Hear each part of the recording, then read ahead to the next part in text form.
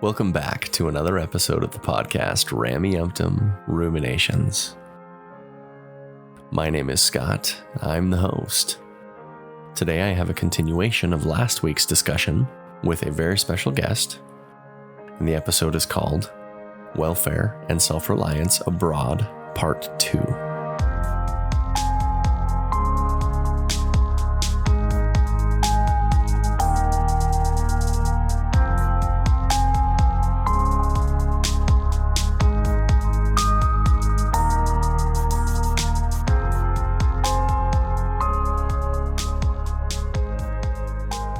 Welcome back to another episode of the podcast, Rameumptom Ruminations. Today we are continuing our discussion with Nolan. We brought him on last week, and we talked a bit about his background with the church. Nolan worked as a full-time employee for the Church of Jesus Christ of Latter-day Saints within the Welfare and Self Reliance department outside of the United States. We talked about the self-reliance and welfare program from a wide perspective of what their function was across the globe. We talked a little bit about what that position entailed. And then we covered some of his top 10 things that he noticed about working for the church in that first year. This was a list that he had written as an active believing member, noticing some of the aspects of working for the organization. Then we also covered a bit about the Perpetual Education Fund. If you missed the episode, go back, listen to it. It was a fascinating discussion, eye-opening on the way the church is run outside of the United States. With great pleasure, I have Nolan back on the show. Welcome back to Rameumptom Ruminations, Nolan. Thank you, Scott. It's nice to be back. I'm grateful that you've given me the opportunity to discuss this stuff with you. It is so fascinating. And I am excited to cover the subject of the Rm Playbook as you've described it. I think this is going to be something that many of our listeners are not familiar with. Was there anything from the previous episode or from our previous discussion that you might want to add, or that you might want to maybe clarify, something that maybe we didn't cover before we change subjects and switch gears here? Not that I can think of, other than maybe today's discussion, it may reflect back on some other things as well. But yeah. As I have you here, I would love to pick your brain on anything that comes to mind from your time working for the church. And then I do want to end it off. I've got a couple of questions, and you don't have to answer them. Right. Nolan is a pseudonym. That is not his name. He wants to maintain some anonymity. You want me to launch into this? Yeah, let's dig right in. Yeah. What is this Rm Playbook? Near the end of my time, there was a desire to help missionaries, local missionaries, meaning they're either coming back to the country or they're already serving in country. Prepare for the next phase of their life. Okay, this is a very interesting topic, actually. I think, because it shows some stark cultural differences. Okay, and something I noticed a long time ago, and it'd be interesting to get other people's perspective from a different parts of the world than mine. But and again, I don't really want to say where, but the American 18, 19-year-old American men in the church grew up in a very specific kind of environment. Their mentality and outlook is very different from say, somebody growing up in Ghana or growing up in Guatemala or Chile or so forth. I mean, their life experience, their outlook, oftentimes, most of the time, their family support structure is different than these, John Smith from Sandy, Utah, grew up, his fifth generation, all that. And so at the end of their mission, their life can look very different from sort of the expectation or what the hope is that the church has on them about, okay, you go get your degree and go get married and have children and get married, and serve in the church the rest of your life. So I explain that because this program that was developed was sort of an attempt to, sort of mitigate or provide resources, provide support for people like this.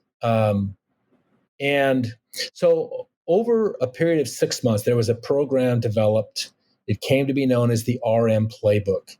And as many of us know, this is sort of public knowledge now, that many missionaries finish their mission, and within a few months or years, they're sort of gone now. It doesn't have, it may not have the power that it once had in keeping young men active in the church and tied or participating and growing in leadership and all that. And so there was there was this concept a concept developed and an actual very system developed, and sort of a program developed, a computer program developed to begin interacting with the soon-to-be return missionaries, and then post-return, after they'd finished, actually interacting with them in a sort of from a role of this self-reliance manager. We're like, how can we help them become quickly more self-reliant and get on a path after their mission, a path to stability in their life? So for 6 months, there was lots of meetings and lots of sort of testing. We tested this thing. We began doing it. Me and a colleague. You were developing this program. Yes. Okay. Yes.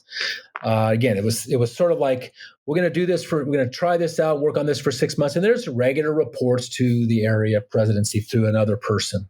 Was this an assignment you guys were given, or was this a problem that you? Okay. Well, it was an assignment we were given, but it was also, I think it came about through discussion about the challenges. Again, we had to brief mission presidents on what we were doing and stake presidents on what we were doing, because, again, this speaks to this ecclesiastical operational split in the church, which was something we discussed last episode. And for a quick recap, what's the difference between the ecclesiastical and operational sides of the church? Missionaries fall under the mission president. He's their ecclesiastical leader. Okay. Missionaries don't go to the local bishop to confess. They go to the mission president. Okay. No. And then the operational side of the church? We're an operational person. So we were interfacing with the missionaries as an operations type person. So in order to do this properly, we had to brief the mission president and the stake presidents, because, again, they also fall under their stake president. When they get released, they go to their stake and they get released and all that.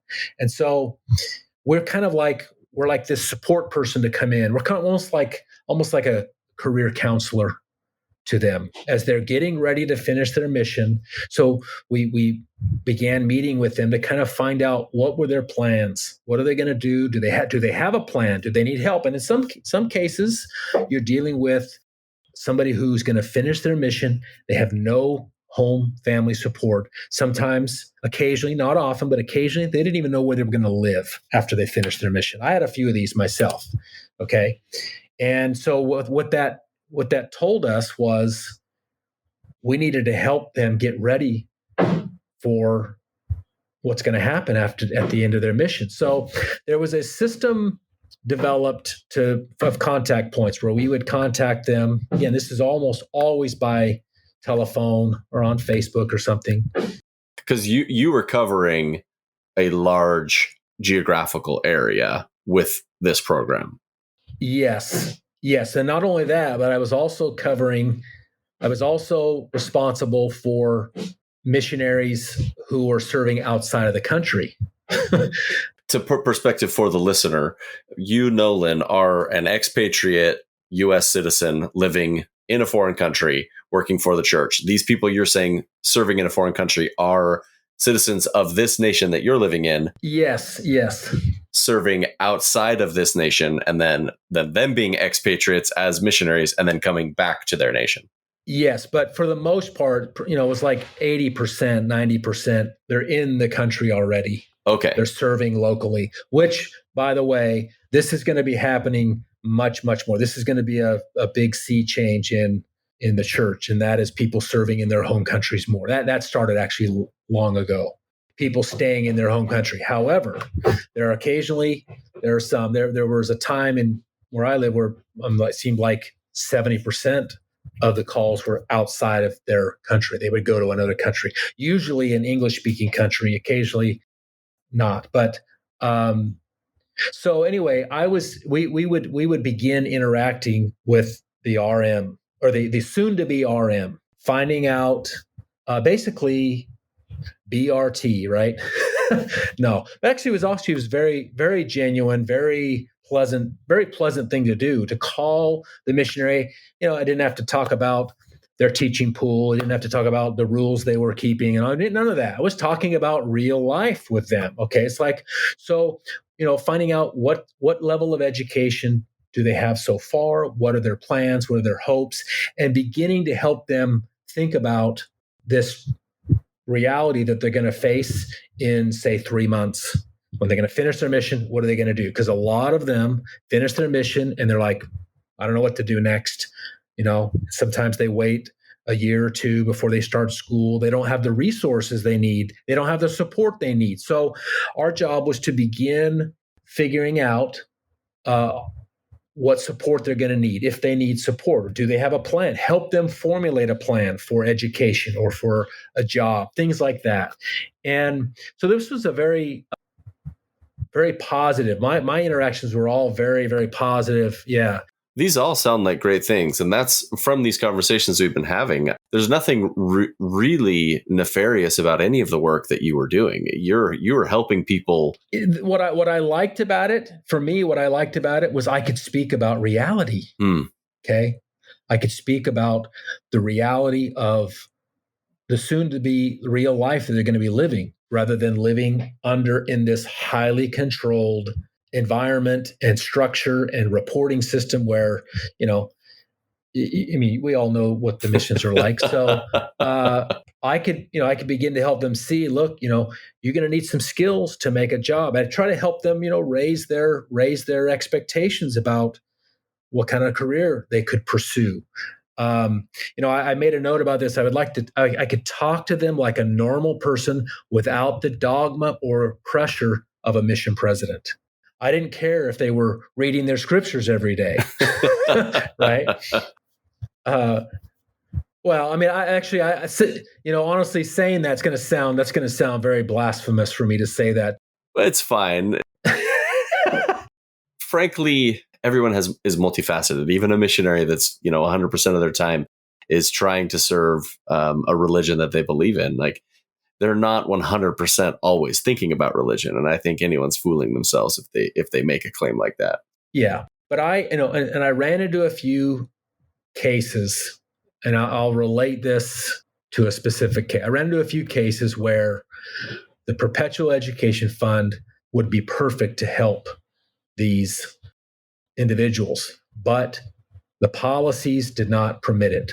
Okay, the policies made it very difficult for them to access this resource.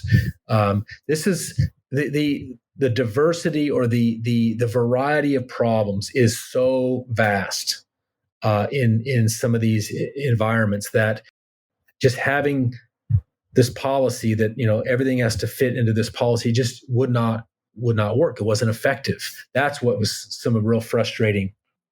I would assume that a recently returned missionary would be the ideal candidate for the Perpetual Education Fund, especially a foreign missionary. Let me give you an example. I tried to help solve this case another way. And I think I did. I'm not sure. But let me give you an example. I was dealing with somebody who had already completed 3 years of an accounting degree in their home country. Okay.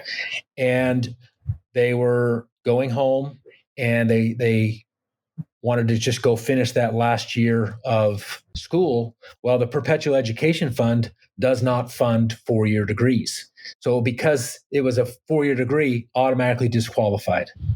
Couldn't help them. Even though he only needed help with 1 year. Yeah, exactly. That's exactly right. And it would have been most likely less money than a 2-year vocational school because he was only going for 1 year. Right.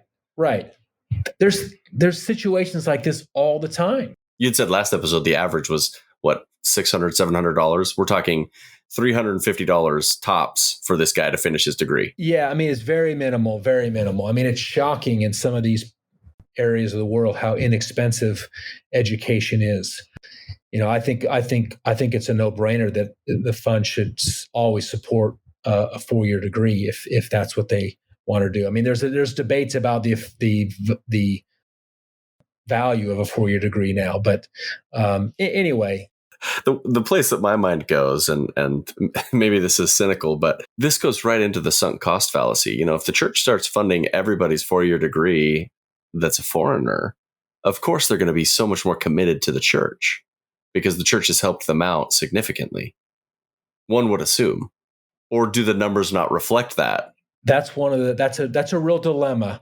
That's a real dilemma. And I suspect the statistics don't show that. That's one of the dilemmas I think the church faces when people talk about loyalty. If you're asked to be loyal over being honest, that's a challenge. That's a challenge sometimes. Anyway, I'm not sure what to say, but the RM Playbook it is an effort. I believe that's what it's called still, but I believe they're doing a similar thing around the world now. It's basically a way to help missionaries transition into their post-mission life. And we've all seen some of these just wild things that mission presidents sometimes say, or contracts they write up. You need to do all these things at the end of your mission.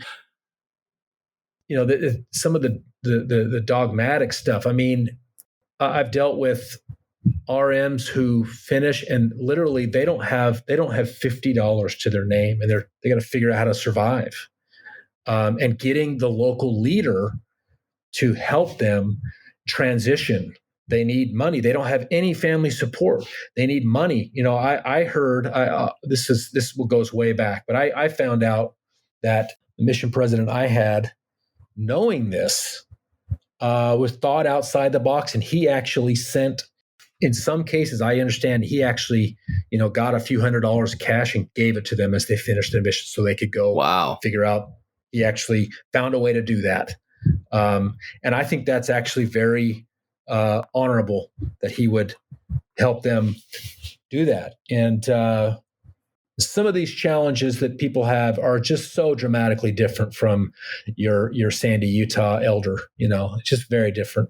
This was something that was eye-opening to me as a missionary myself. Here I was, 20 years old. One of my companions was not withdrawing any of the money that he was given monthly, so for food or otherwise. Right. And it took a week for me to notice this. And I was young, I was naive, but I got frustrated with him because he wasn't contributing to the food at all. It was eye-opening for me because after talking to this individual, I got to know him better, and I understood through our discussions why he was doing that. And it was for exactly what you're saying. Like, he was not going to have $1 to his name when he ended his mission. Right. I learned a similar thing happened in my mission where, missionaries they'd send a little bit of money home that they got. And, these are cultural things that speak to much deeper concerns people have than, how many people did I teach this week or whatever. But sorry to derail. That's okay. This actually all relates to a topic I want to mention. I put what attracts young people to the LDS Church all over the world. Now, I am in the previous episode, I mentioned a small country where like 90% of the members are YSA. I mean, there's about 1,000 members. Literally 90% of them are YSA.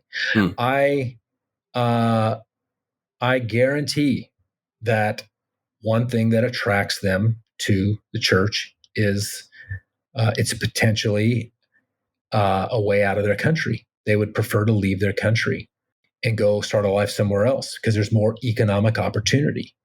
Is that a bad thing? Not necessarily, but it doesn't necessarily boost the church's statistics. If 70% of missionaries finish and they leave, they're gone. There's, the number's still there, but it doesn't, that's the reality that I'm willing to face. And again, the young American like myself was many years ago. Those are things young people at the time, maybe not so much now. They love to associate that with have an American friend, go talk English. Those are ways to attract people in. But again, it's taboo to say that. It's sort of, but it's undeniable. In this particular area, literally all of the missionaries who were called over, we'll say 10-year period, they were all sent outside of their home country, usually to the US, the UK, Australia, occasionally somewhere else. Okay. Somebody who thinks, I could go live in the UK for 2 years, that's a huge attraction for them to join the church. And so my point is that, we like to think they're joining for all the right reasons, but there's no question one of the reasons is an opportunity to leave. I know of some cases where I know of very specific. They got stuck. COVID hit. They got stuck overseas, and they were glad that they didn't have to go home. You're developing this RM playbook. One of the questions that I have with regards to this is, did you notice or did you have any sort of statistics on whether the retention rates of return missionaries were different for foreigners than they were for U.S. return missionaries? Because you guys clearly had noticed a problem, or the church had noticed that there was a retention problem with return missionaries. I guess the point I'm trying to get at is why your part of the world to develop this program. That's a good question. And honestly, let me put it this way. The people that need to know definitely know what the statistics are about activity and who's active and who's not. They know. In fact, I've never heard this said anywhere on any podcast. And I'm gonna say this now because it might trigger some other interesting discussions. Okay. Okay. Let me put it this way.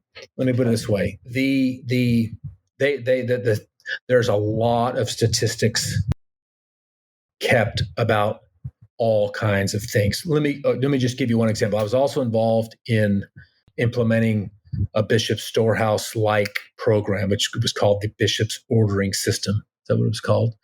Which in this part of the world, it was much easier for people to go order stuff online and have it delivered or have it picked up than there's no Bishop's Storehouse per se. I can say that the people paying the bills for all this stuff would know exactly what members are getting and how much. And they would even know, this ward here has 50 active adult families and 40 of them are getting assistance from the church. They know exactly. All of that is very clearly illustrated. So they will certainly know. I mean, I saw a statistic recently that showed how many return missionaries had active temple recommends 3 months or 4 months after their mission. Now, why is it 4 months? Because now missionaries at the end of their mission are only given a 3-month temple recommend. Oh, interesting. They're not given the 2-year.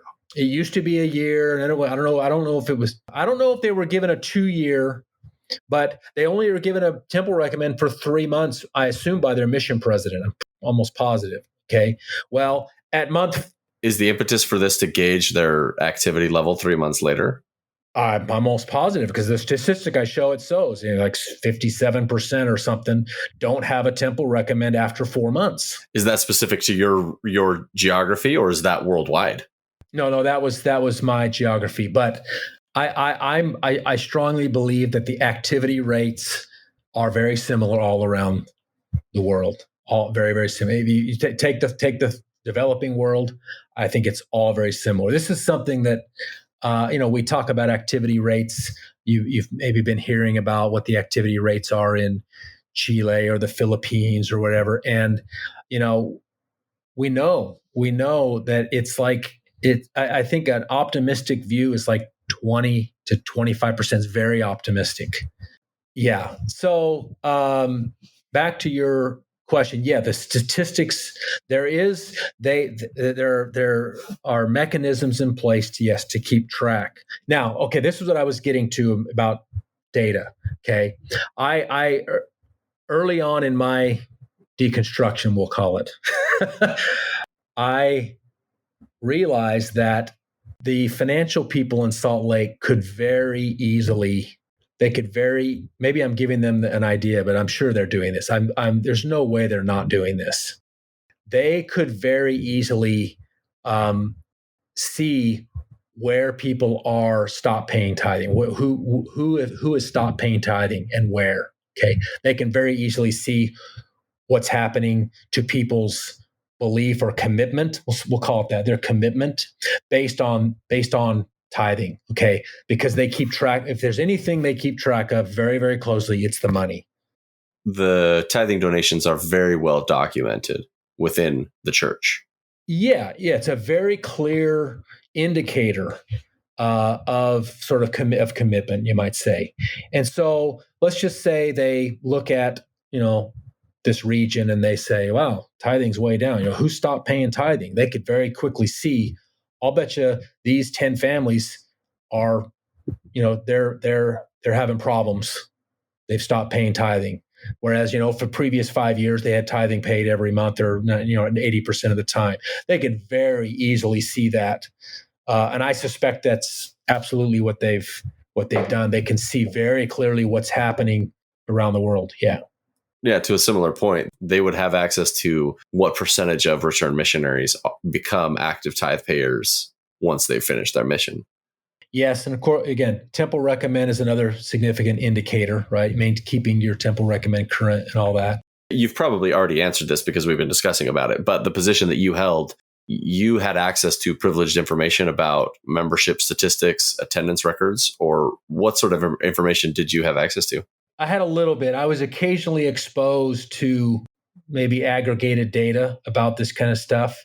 While you were in these meetings that you were mentioning. Yes. Yeah. But, a lot of times, I saw some data recently shared by a high level authority. Again, it was summarized data, which shows activity levels from primary down to adults. And it shows this very common thing, where activity rates, once they become once they become YSA, activity rates are like between 20 and 30%.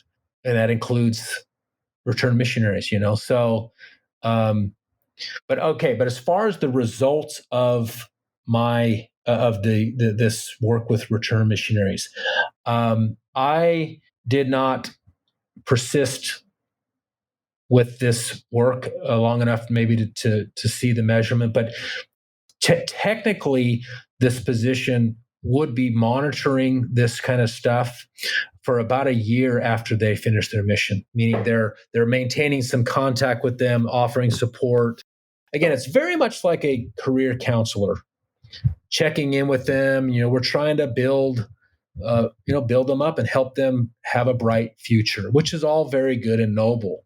But sometimes what frustrated me sometimes was the expectation. Like, we would project, we expect you to be like this as a good member, when maybe the best healthy life for them was not doing these type of things, or being less. It's just sort of this idea that to be happy, to be healthy, you have to do all these things, when, everyone's a different person. Everyone has a different challenge. Everyone has different circumstances. There's no one size fits all.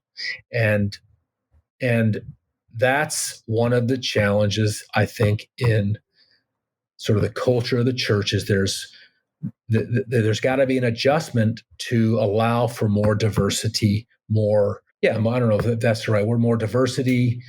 Everyone doesn't have to have the same outcome, So you were managing this RM Playbook program. You left employment partway through, like, implementation of it? Yes. Okay. Yeah, there were some things that I needed to pursue, and so I moved on. And so I think they're doing a similar type of thing. I think they're implementing it worldwide. I'd have to double check, but yeah, they're going to utilize volunteers for some of this. In some parts of the world, they'll use volunteers to do it. We'll stick on this volunteer idea. Were you personally calling all of these missionaries, or did you have volunteers from a local area helping you out?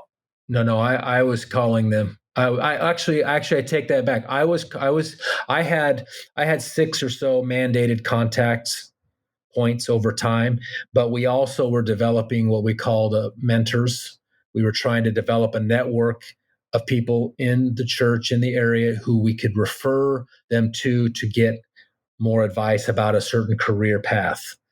And it was contacting them and help explaining to them what we're trying to do.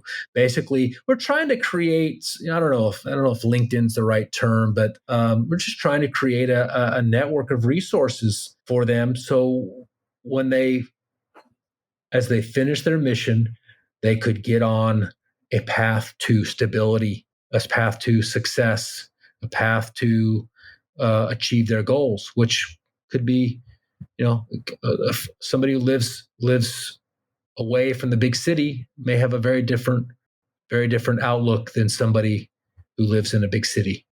I mean, you're developing this program. I'm assuming from the way you described it, it's like a pilot program with eventual implementation worldwide.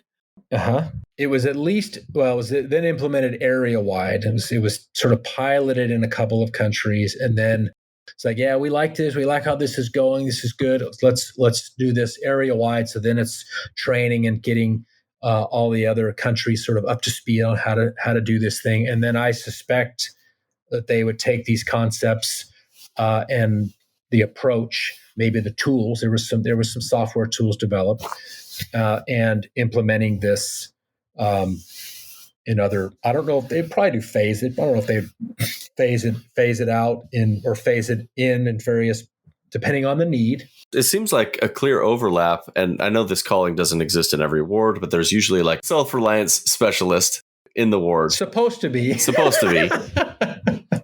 It seems that there would be a clear overlap with that calling and this work that you're trying to do. Okay. This speaks to another real challenge in the developing world and in a volunteer organization where on paper it looks good, but in reality it's much different. Getting these people in place and working effectively is extremely difficult, especially in areas where you may not have professionals available or somebody who has these skills. A lot of times the bishop calls whoever's available. I remember. I'll share this experience. I remember going to train a self-reliance specialist and newly called, and I get up there to find out that this person is in more need than most. I mean, they don't even have a job, and they're supposed to be advising and helping other people become self-reliant. It's just things like this, just like really, really difficult. So you just try to boil things down to like, okay, where can I be effective? What can I do? You do the best you can, and but a lot of these realities. I made lots of attempts to communicate them, but the people at the higher pay grade, they got more important things to deal with, supposedly. So as you had said, you had made a comment in the previous episode that the volunteer work to implement a lot of these programs that we have been discussing is very hit or miss, mostly miss. Very hit or miss.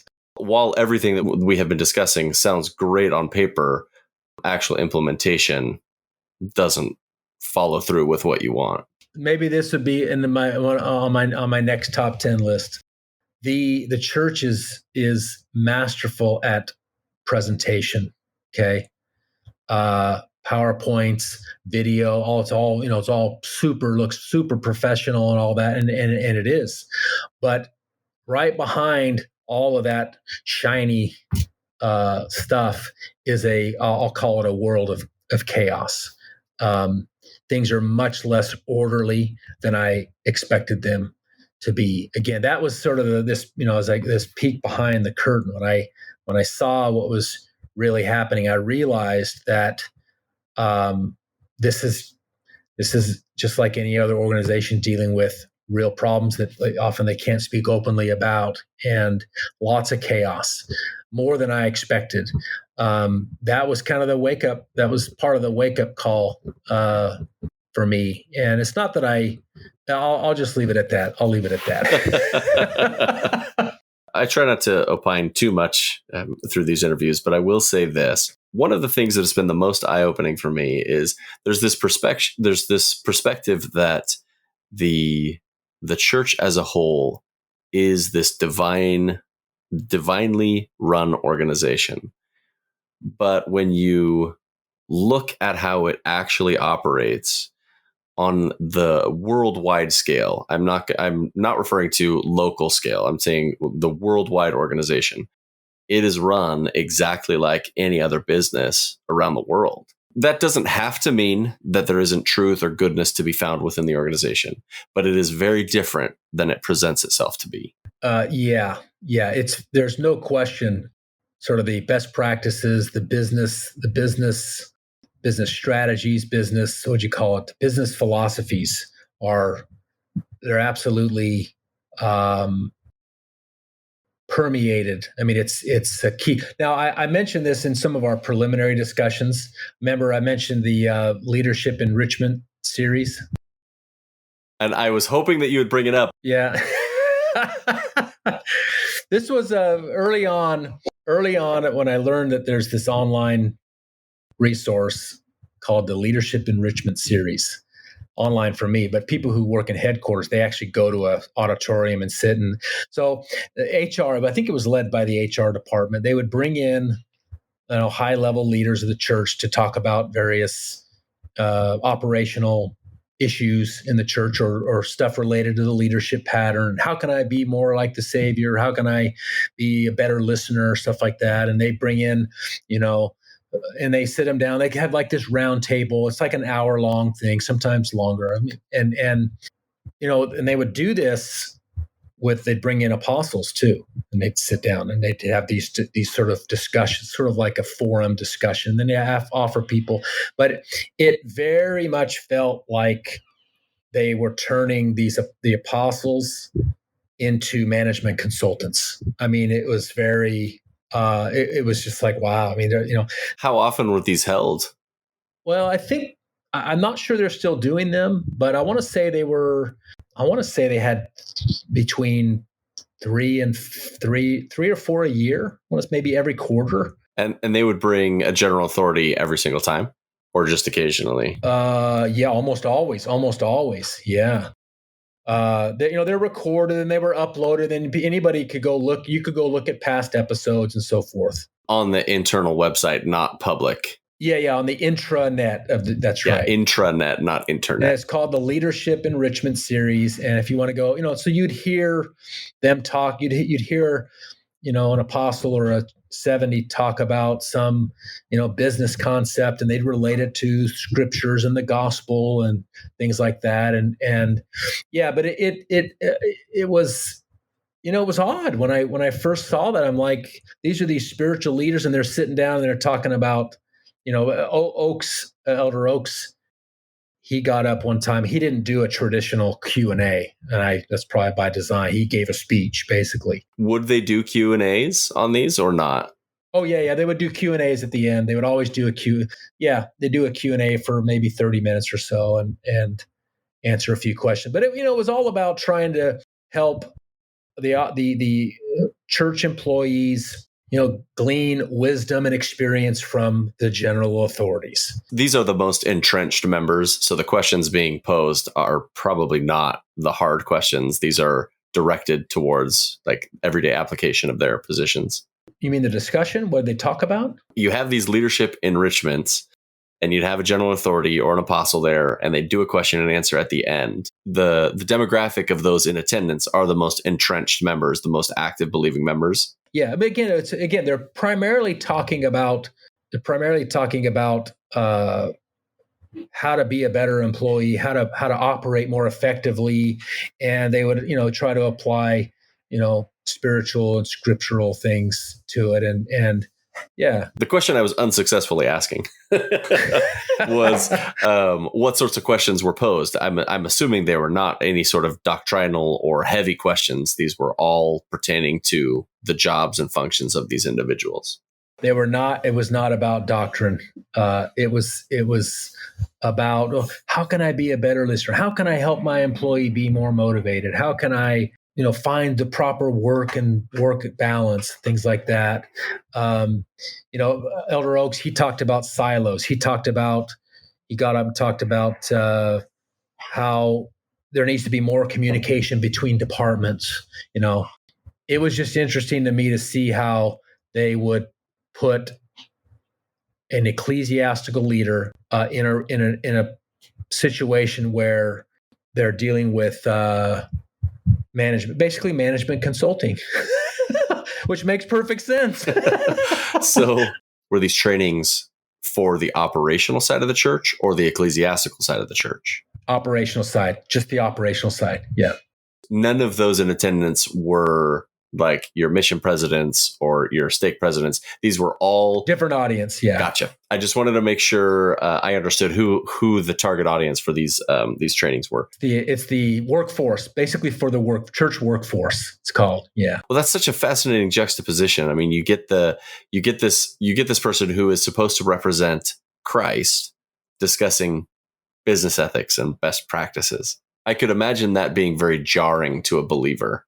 It just really changed the dynamic, changed the perception. Now, let me share with you one thing here. I'm going to pull it up. Okay, I've got it right here. This is called the leadership pattern. This is one of the core. This is like the culture of LDS employment. Okay, and I'll send you this image. This isn't confidential. This is just, again, this has been developed for the church workforce culture. It's a circle, and in the middle it says lead like the Savior. Okay, they want everyone to always think, if I'm going to be a leader, how would the Savior lead? Okay, lead like the Savior. Then it's got act under the direction of the Spirit. Okay, of course that's pure LDS concept. Act under the direction of the Spirit. Then there's on the bottom of that, it's called align with the brethren. So you can't really act under the Spirit and not be aligned with the brethren. That those things have to be in harmony. You see the challenge there. So then there's these 6 core, what they call operational talents. That they call operational talents. There's 6 of them. Define directions, like what's the direction we're going. Counseling together. Okay, that's about getting consensus. Build capability. How do we increase our capabilities over time? Organizing the work, accomplishing the work, and rendering an account. That's the return and report type of thing. Now, I think it's also very useful to discuss this concept of councils. This was a big change that happened in the church. I want to say 2014, maybe 2012. There was a real shift to councils, to the council model.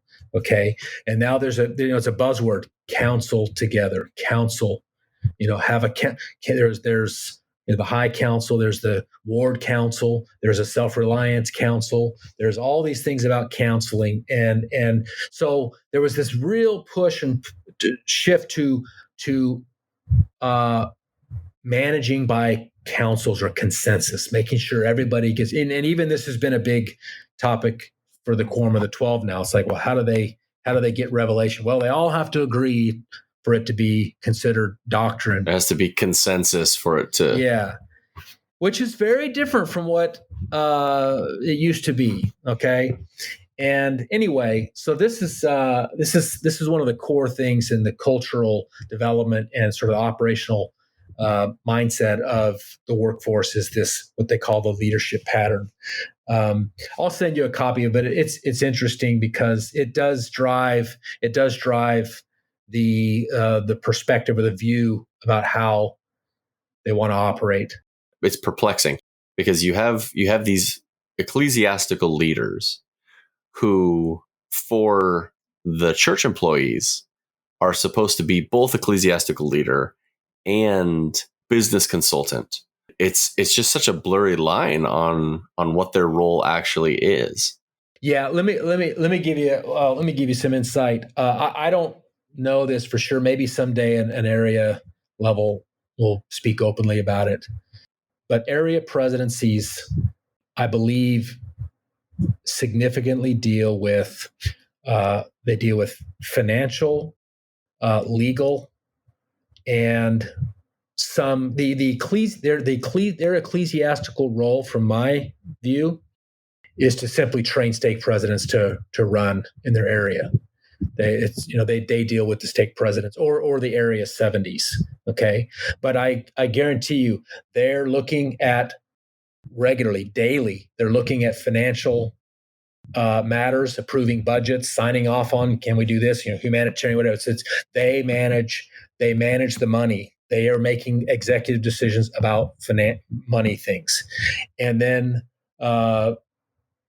what else did I say? Oh, legal matters. There's a legal counsel in every area, and they I mentioned this in some of our preliminary discussions, that legal review was code for nothing will happen for another year.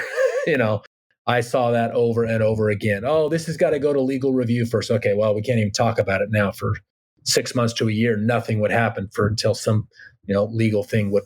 And there is a very lots of care taken on legal matters.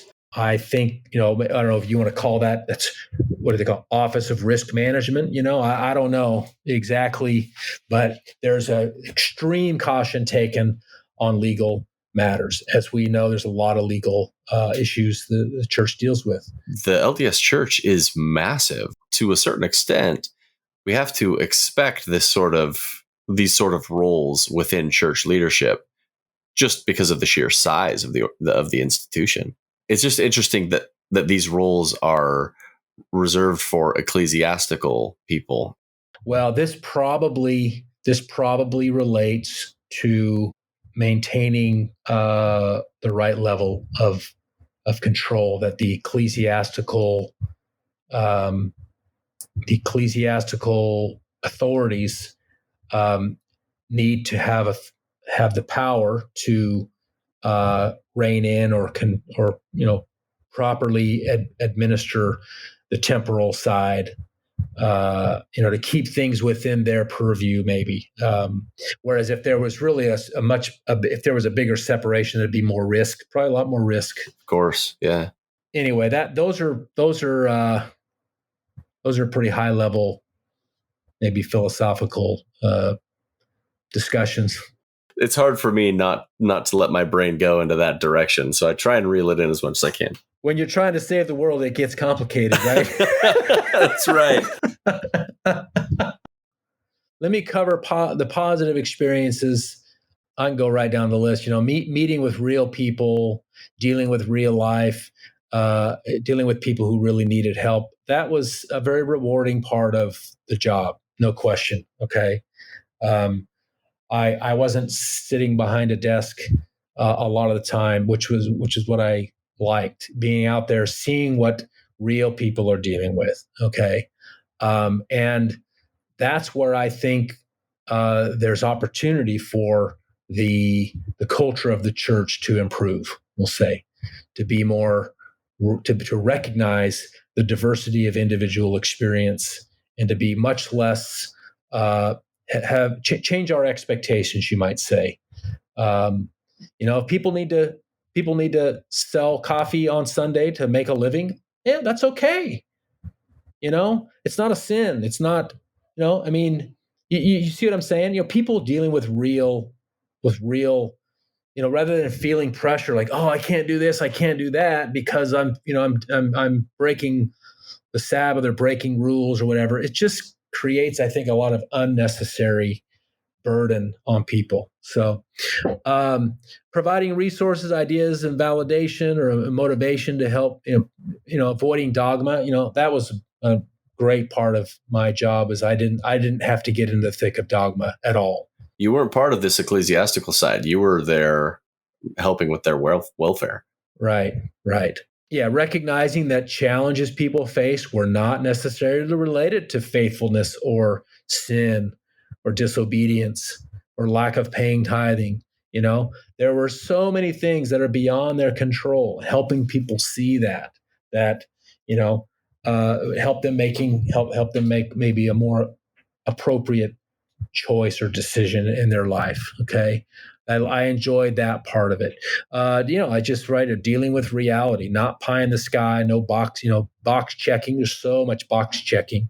The ideas of the prosperity gospel. This came up. This came up in various discussions that I think in the Western United States, kind of the traditional Mormon successful person, is this middle upper class person who has the white picket fence and 2-car garage. You know what I mean? This concept, there are many places in the world where a guy running his little farm making $100 a month or whatever it is, he's perfectly happy, and to let them be happy in that state without expectations that, we want them to make more money so they have more free time or whatever it may be. It's just redefining what success looks like for the individual. Exactly.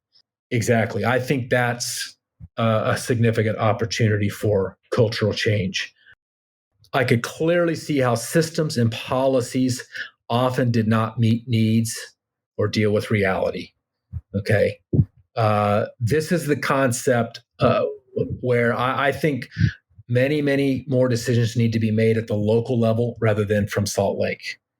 There were far too many things determined or decided in Salt Lake than should have been, and that was, so I could see that. It's like, look, let the local people solve their own problem, and the way they solve the problem may be very different from how we think it should be solved, but we need to allow for that.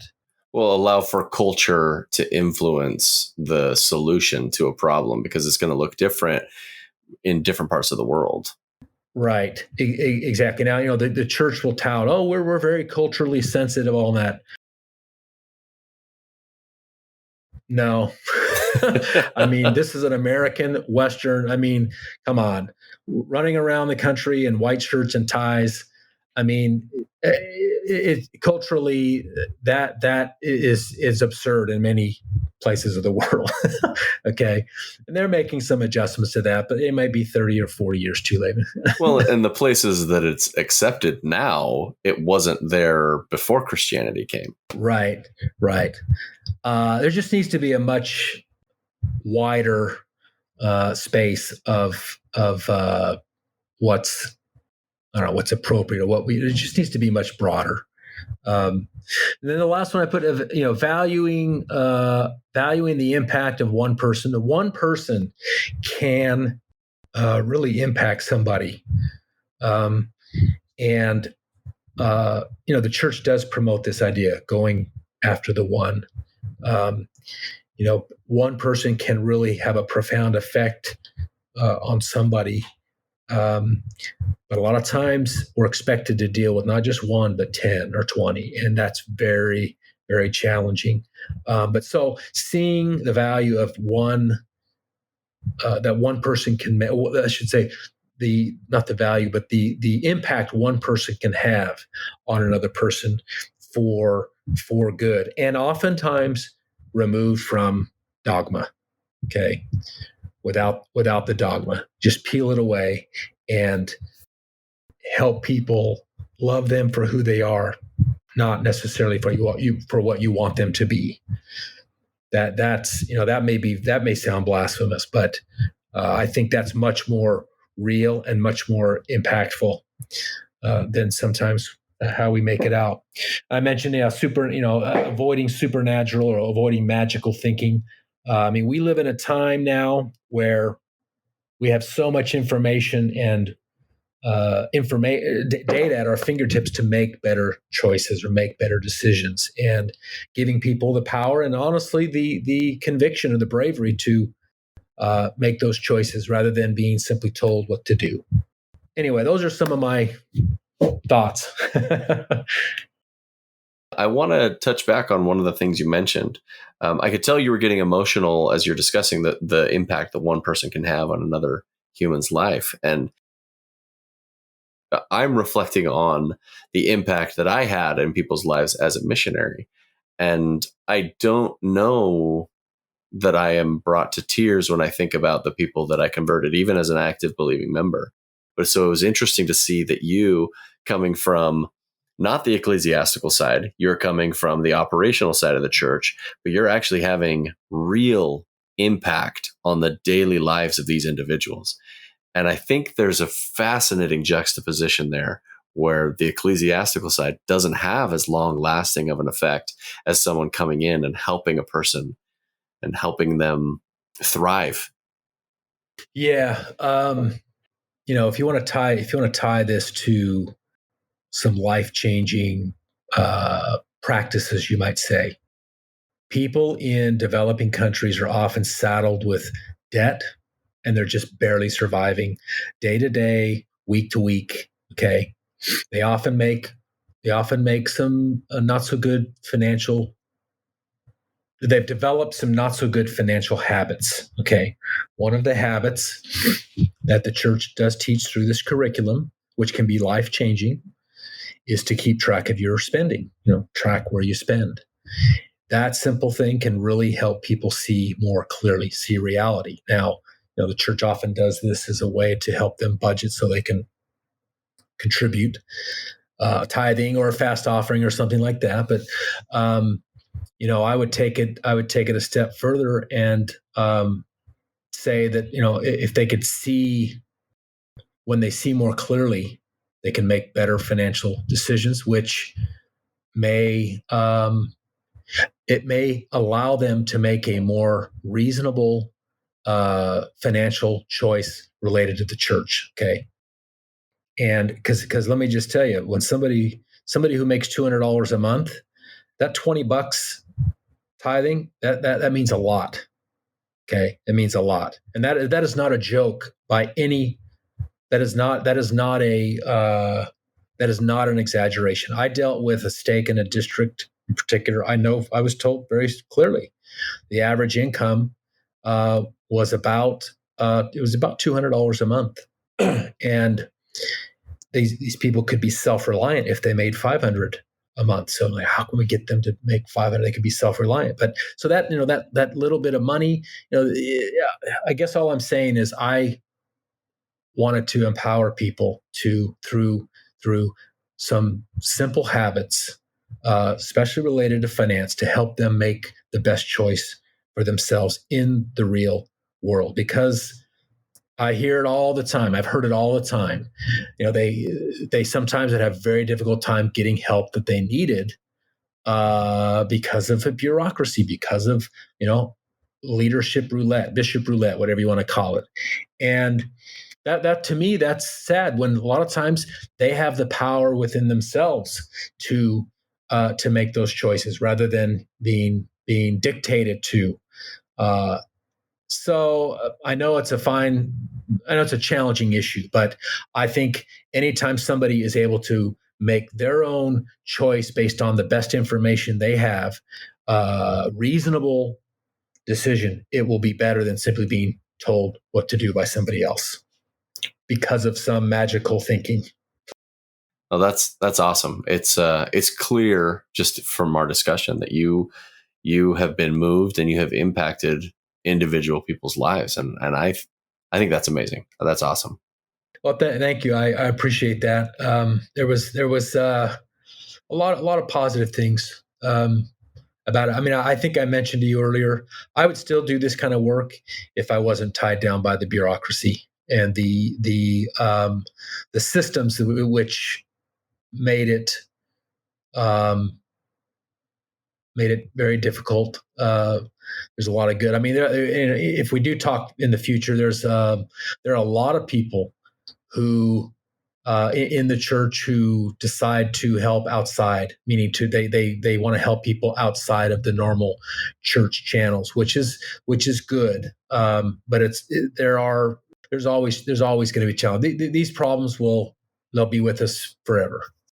I'm going to ask a question, and you don't have to answer it. I know you're trying to maintain some anonymity, but my listeners, I know they're going to be curious. As you're working for the church, how did your religious deconstruction come about? And what's your current relationship with the church? Again, answer as much or as little as you'd like there. Yeah. I'll say this, that there were over many years. It didn't just happen while working for the church, but there were things that happened that caused me to pause and think about, what's really going on. As I served in various leadership positions, as you begin to see how certain things happen in the church, you begin the mysticism, the mystery of it begins to dissipate. You begin to see patterns. As I went to work for the church, and I increasingly saw behind the curtain how the sausage is made, so to speak, I realized that if I was going to make sense of certain things in my life, that I had to expand my I had to expand my resources, you might say. I had to find a new understanding. Okay. It's a shift towards spiritual independence. Is that what you're? Well, yes, yeah, it is. It is. Rather than, there was some things that happened. I realized, what, I can't rely on these systems and this paradigm to answer these, to solve or to address these challenges that I'm dealing with. As soon as I did that, a whole new world of understanding opened up to me. Okay. It was scary. It was mind blowing, and in some ways, I'm still in that space, but a lot of it, I've come to see things very differently. I don't want to be too explicit, but As much or as little as you feel comfortable saying. yeah, I would just say, I would say it this way, that the human experience is extremely vast. The human species, we're approaching 8 billion people now. Our little tiny world and experience, we don't really realize how little and tiny it is until you sort of pop the bubble, you might say, and realize that. I've got some strong statements about. We're virtually unknown. There's a lot of joy and happiness that can be experienced by fully embracing the human condition. I'll put it that way, rather than this constant drive to be perfect or constant. It's exhausting, and so I had to, for lack of a better term, take a break from all that and find a new understanding for my existence and my experience, and work on a different path forward. Which I'm still developing that, but having this conversation helps me make that journey. We'll put it for lack of a better term. Yeah. Feel free to disagree with me, but the way I look at my spiritual journey after leaving the church is I don't ever want it to end. I want to continually be learning and developing the way I see the world and the empathy that I have for fellow human beings. Like if I stop, if I come to a point where I say I have it all, then I've missed the point. Right. No, I absolutely agree. I've wondered if I had not gone to work for the church, if this had ever happened. I'm not sure that it's hard to say. It's hard to say. It definitely gave me a new perspective and opened up a door to a new reality, which is, as I mentioned this a lot in these discussions about dealing with reality. I think that's, well, of course, there's the philosophical discussion about what is reality. Yeah. But to bring it back to maybe to closer to this discussion, I realized that members of the church all around the world, they're as human as anybody else. Okay. And I would have to say this was a key turning point for me, because I have some writings about this. But I used to have this really strong belief that I was special, I was unique. I was in this little niche of a community, and because the church doctrine. Yeah, the church doctrine really sets you up as you're this really special. And then as soon as I realized, and part of this is by going out and seeing people around the world, that no, I'm just one of a billion, one of billions of people, and I'm not. There's nothing really special about me. And then when you realize that, you realize, well, maybe all this other stuff is, it's all just a construct. And it really opens you up to, I think, a new understanding of what it means to be human. Yeah, that's definitely something that I've grappled with after deconstructing, is this concept that none of us are important. Like, none of us are like that chosen generation. We're just the current apex species on this planet. I mean, I've mentioned this to a few people. I say this occasionally, that, literally, in 100 years, there may be nobody who even ever thinks anything about who I was or what I did 100 years from now. Do we think about our ancestor a little bit? We may know a little bit about their story from 150 years ago, but for the most part, they're forgotten. And it's not that that's good. Well, and even when we mention them, they're snapshots of who they were as an individual. They aren't. It doesn't encompass them as a whole person. It's, my great grandfather served in World War I, and I have a photo of him with this big old cigar, and that's the only image I have of him. That's it. Doesn't tell me who he was. Doesn't tell me anything about him. You can appreciate that. Of course, yeah. Still, you can, but but the exact same thing's going to happen to us. In 100, 200 years from now, and so that, to me, that brings into sharp focus our reality, and that we try to do the best we can now, reduce suffering, help minimize suffering in the world, and I think that's all we can really do. That's all I'll say. Thank you so much for giving me your time, for sharing your experience with my audience, just being the person that you are, the individual that would talk openly about sensitive subjects like this. And yeah, I appreciate the opportunity to speak, and it is a little bit. It can be scary. Yeah, it's a little bit scary sometimes, but the more I'm willing to be open and sincere, again, I like to say that everything I did in my work was done sincerely and out of love for people, to try to help people. I never wanted to appear to ever have any kind of ulterior motives, which is probably what which facilitated my departure or development to other things, we'll say. Are there any final remarks, any last comments that you'd want to make before we wrap this up? The only thing I would say is that the Mormon story, so to speak, this phenomenon in the Western United States that we are so familiar with, there's a whole nother element, untold stories out there in the non-Western world, I would say.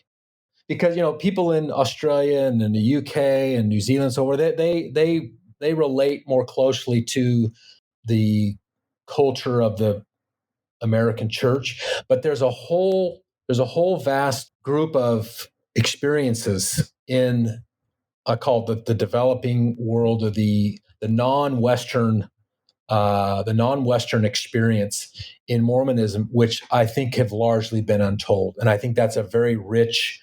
I think it's an opportunity for some really rich and interesting storytelling. I don't know if that's the right word, storytelling, but sharing experiences. That maybe that'll be phase 2 of the Bloggernacle. No, I think that would be fascinating. These technologies are bridging all these barriers now, right? Language, space, culture. There's really all that's being bridged. Yeah, we're having this conversation halfway across the world from each other. Right. That's all I would say. There's there's some really tremendous individuals out there who've had various experiences who are they're unknown. They're virtually unknown, and maybe their stories will be told someday. Maybe we'll be facilitating that.